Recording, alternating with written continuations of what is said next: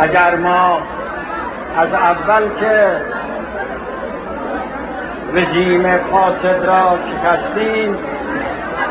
و این سد بسیار فاسد را خراب کردیم، به طور انقلابی عمل کرده بودیم، قلم تمام مطبوعات را شکسته بودیم و تمام مجلات فاسد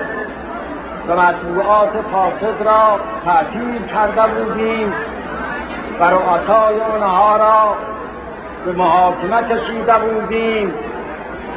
و حزب‌های فاسد را ممنوع اعلام کرده بودیم و رؤسای آنها را به سزای خودشون رسانده بودیم و چوبه‌های دار را در میدانهای بزرگ برپا کرده بودیم و مفسدین